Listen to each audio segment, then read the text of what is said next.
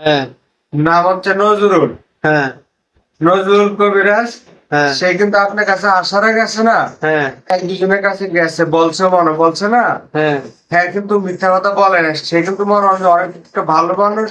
আর কি জানি কয়, হ্যাঁ সে আপনার এটার ভয়ের কারণে হ্যাঁ দোকানে পাটে যায় না, বুঝছেন নি? হুম সে মনে করেন যে আমি ধরছি, আমি কোনো সময় তাকে এরকম অত্যাচার করি না। তার কাছে 7 মাস, বুঝছেন নি? আচ্ছা 4 মাসের মতো সে চোখে দেখে, হুম আর 7 মাস যাবত চালান দিয়ে দিছে, বুঝছেন নি? কে চালান দিছে রে?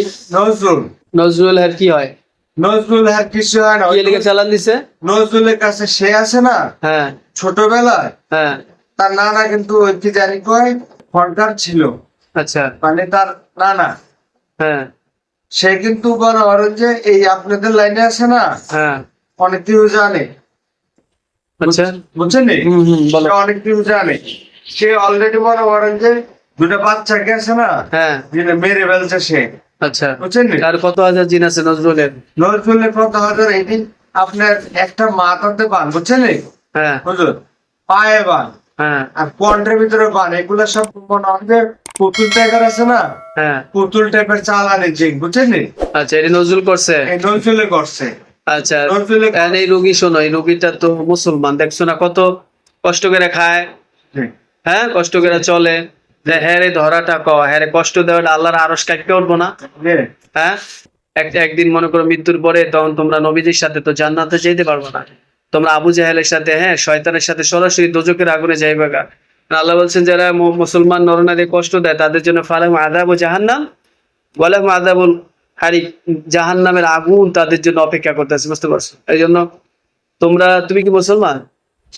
তোমার নাম কি? আব্দুল। আব্দুল। আর রুগীর নাম কি? তোমার সুমন। আচ্ছা আব্দুল, কত সুন্দর নাম, দেখছো? আব্দুল মানিক বলছো, আল্লাহর গোলাম না? হ্যাঁ তাহলে তুমি এখন কি করবা কও? তুমি ওরে ওই চোখের সামনে অন্তত দেখাটা বন্ধ করে দিয়া। চোখের সামনে আমি পারবো না। কি করছে এটা? এটা করে দিয়েছিল কবিরাজ। তাহলে এটা নিয়ে মনে হয় 4 মাস ঘুমাতে পারো না, বুঝতেছি, কথা বলছেন। তুমি শোনো, তুমিও পারবা। তোমারে আমি এরপরে ডাক দিব মোবাইলে বসায়, ঠিক আছে?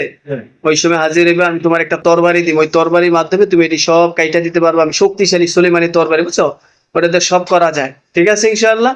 তোমার এই যে একটা আছে না, এই যে জানিপা একটা আসে কি কথা বলতে পারে না, এই যে তার মুখের সামনে আছে না, হ্যাঁ একদম মনে হয় যে পুতুলের মতো, মনে হয় যে জাদু নিয়ে মনে হয় যে দেবাইতেছে। হ্যাঁ আসে। আউযু বিল্লাহি মিনাশ শাইতানির রাজিম পড়ো।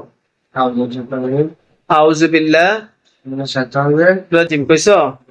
এবার পড়ো ফালাম্মা সালাম্মা আলকা ক্বালা মূসা আল-কালা মুসা মা জিতুম বিহিস সিহর, মা জিতুম আজিতুম বিহিস সিহর, বেশার মা জিতুম আজিতুম বিহিস সিহর বেশার ইন্নাল্লাহা ইন্নাল্লাহ সাইয়ুবতিলু, সাইয়ুবতিলু ইন্নাল্লাহা ইন্নাল্লাহ লা ইউসলিহু লা ইসলাহু আমালাল মুফসিদিন।